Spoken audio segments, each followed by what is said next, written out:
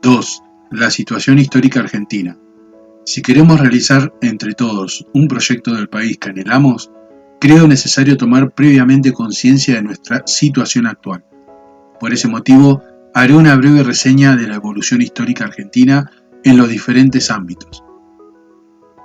En el ámbito político. En nuestro país se han dado dos procesos paralelos íntimamente interrelacionados que el advenimiento del gobierno popular está frenando decididamente. Una creciente intervención externa y una vacilante política interna. La intervención externa fue cambiando de forma a lo largo del tiempo, consistiendo sus últimas exteriorizaciones en condicionamientos impuestos a nuestra libertad de decisión. Por su parte, la vacilante política interna fue influida principalmente por los diferentes factores. Las plataformas políticas no siempre definieron fines conjuntamente con los medios para alcanzarlos.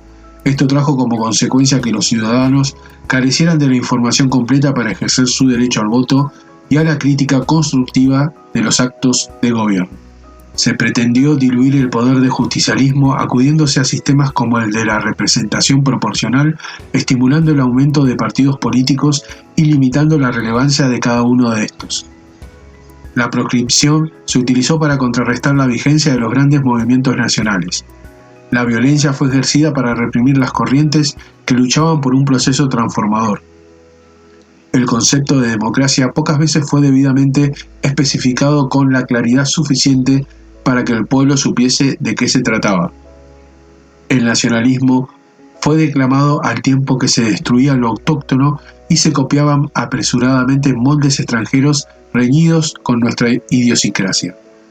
La participación externa de las decisiones que afectaban al país fue creciendo consciente e inconscientemente. Sin embargo, los valores permanentes afloran siempre. En el pueblo argentino estaba latente el sentimiento de independencia nacional, lo que tarde o temprano habría de provocar el enfrentamiento contra la distorsión del contenido social de la democracia y contra la tendencia de la desnacionalización progresiva. La historia se encarga de formular una severa advertencia a quienes pretenden debilitar la vigencia de los valores permanentes de un pueblo. El intento de desvío no hace sino demorar el progreso de la nación, pero no logra impedir esa realización que lleva consigo la supresión de cuanto obstáculo se le interponga. En nuestra patria, siguiendo el proceso natural de maduración política, fue aumentando la participación de los ciudadanos en las urnas. Con ello, las elecciones han adquirido un significado de legitimidad distinto a la legalidad. Hoy, una elección legalmente realizada pero con alta abstención, cualquiera sea la forma de tal abstención, es legal pero no otorga un poder legítimo. La legitimidad viene del pueblo en su totalidad y no solamente de aquella parte del pueblo que acepta reglas del juego que, como la proscripción, restringen la voluntad popular. Voto con proscripción puede otorgar legalidad, pero legitimidad nunca. Crecieron también la sensibilidad y la capacidad política al impulso de la mayor participación del ciudadano. Pero esta mayor capacidad de intervención política de la ciudadanía, más allá de su participación en las urnas, fue bastante mal usada. Se pusieron frente a ella los árboles que no dejaron ver el bosque. Se saturó el panorama político nacional con cuestiones menores y el ciudadano no llegó a formarse una concepción general de la problemática nacional, que abarcará suficientemente todos los campos de sus actividades.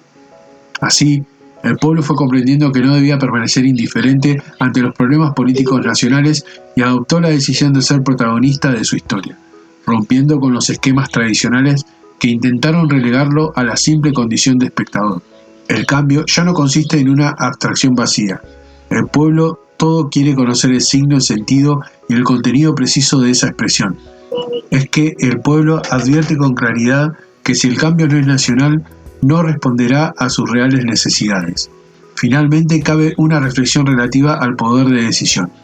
A lo largo de nuestra historia, dicho poder se ha ido conformando, pero fue tejiéndose a su alrededor una red de compromisos políticos que responde a diferentes intereses. Tales intereses pueden ser internos o externos. Si las alternativas son neocolonialismo o liberación, y si hemos optado por la liberación, el ajuste de ese poder es indispensable para lograr que responda a nuestros intereses. En lo político, liberación significa tener una nación con suficiente capacidad de decisión propia en lugar de una nación que conserva las formas exteriores del poder pero no su esencia. La nación no se simula, existe o no existe. En síntesis, el problema actual es eminentemente político y sin solución política no hay ninguna solución para otros sectores en particular. En el ámbito económico. El país ha producido siempre en función del beneficio, sin disciplinar cabalmente su producción en función de las necesidades esenciales de la población. Es indudable que se perdió tiempo y que los recursos no fueron convenientemente utilizados. Sin embargo, en la actualidad tenemos un ingreso por habitante razonablemente elevado y además el país se está industrializando aceleradamente. Esta realidad me permite afirmar que no somos un país subdesarrollado. La distribución del ingreso familiar no es aún la más adecuada y mucho debe hacerse para vigorizarla. En realidad, hacia 1955 se había llegado a un nivel en la distribución y en la participación del salario en el ingreso nacional que satisfacía las necesidades de la población. Desde allí, las soluciones económicas siguieron a las soluciones políticas, que no contemplaron las necesidades del pueblo y la participación del salario en el ingreso disminuyó.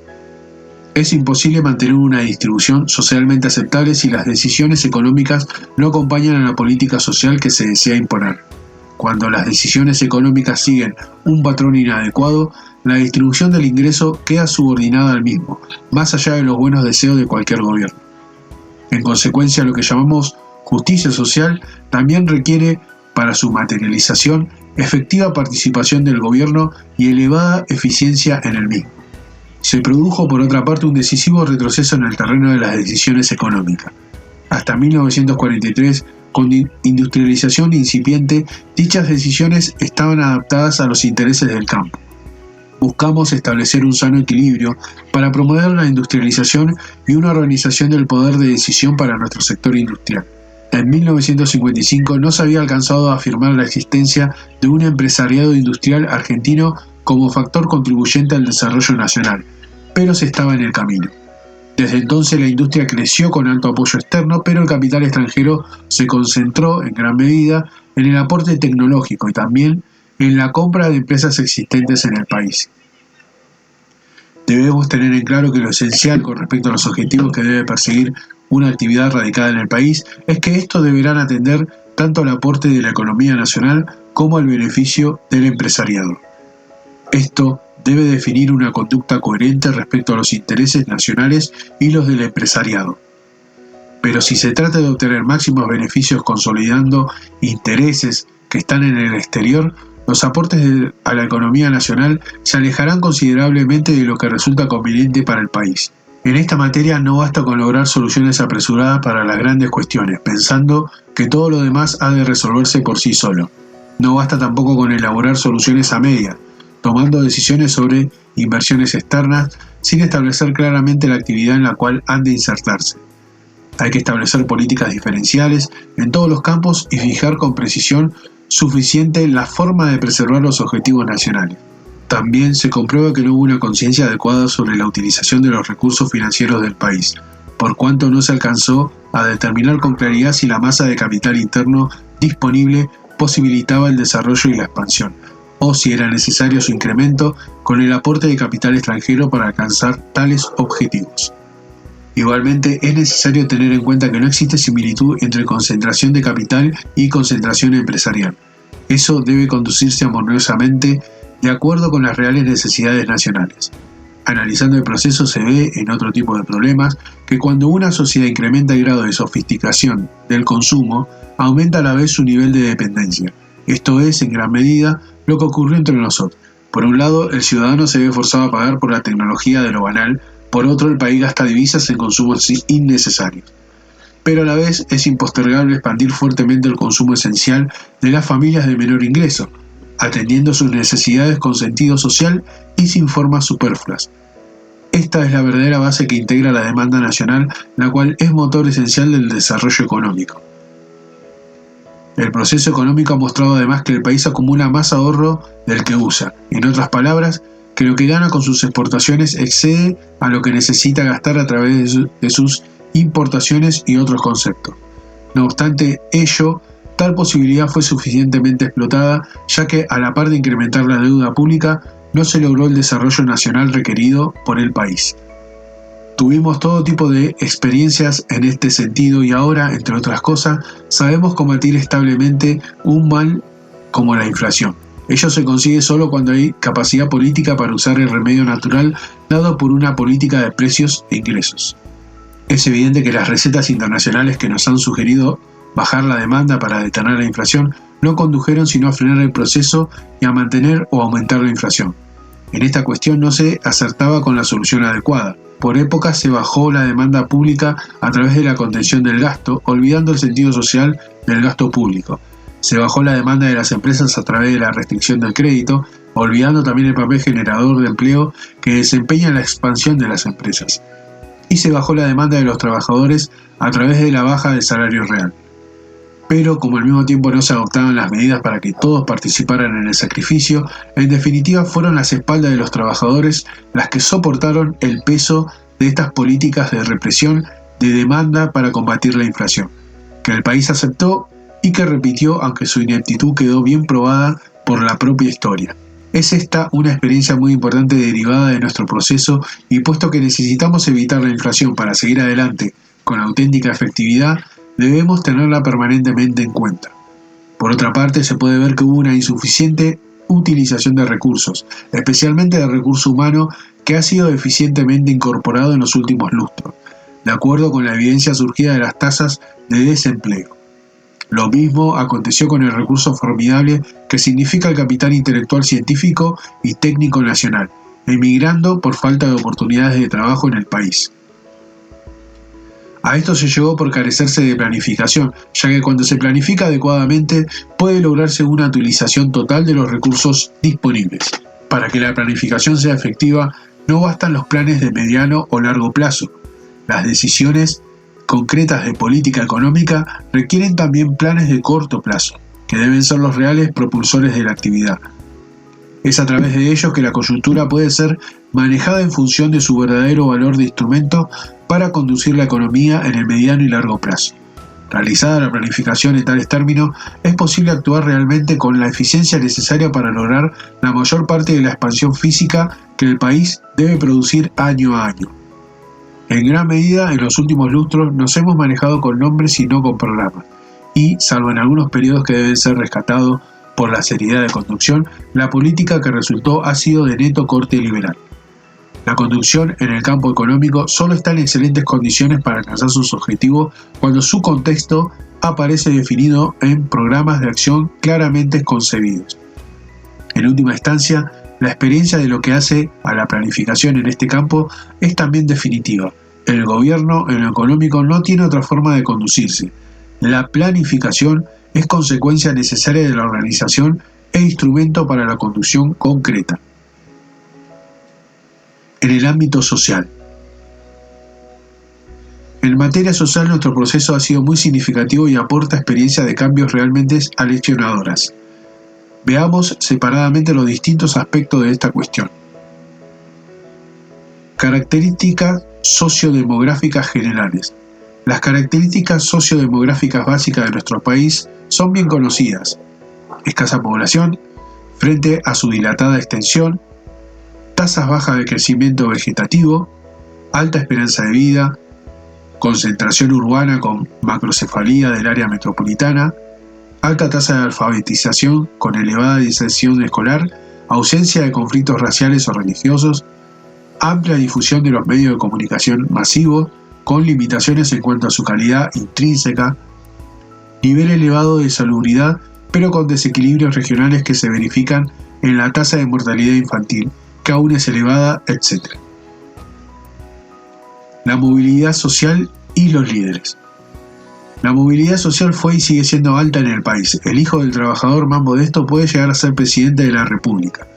No son muchas las sociedades que en el mundo ofrecen esta posibilidad. Sin embargo, en la práctica se obstaculizó reiteradamente esta movilidad. Los líderes naturales se encuentran en un camino difícil, hay una maquinaria aplastante que cuesta mucho desmontar. la supuesta igualdad de oportunidades ha sido determinada en ciertas circunstancias por la capacidad económica, de la cual siguen dependiendo en gran medida las posibilidades de formación.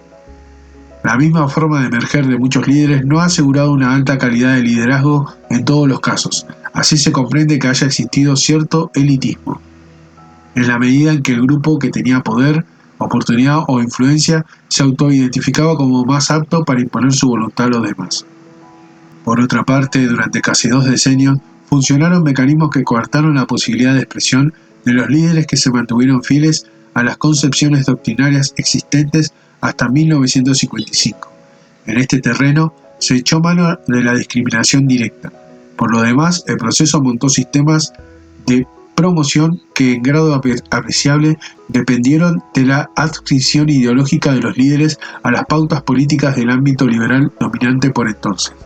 En consecuencia, no puede asegurarse que todos los liderazgos hayan surgido de los 2 requisitos fundamentales requeridos: vocación de servicio al país y capacidad.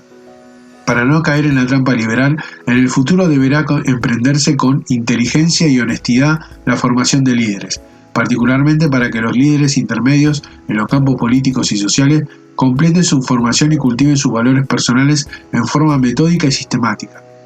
El mismo mecanismo de promoción de líderes tiene que asentarse en todos los cuerpos políticos y sociales sobre una verticalidad institucionalizada que transporte la corriente de poder desde la base.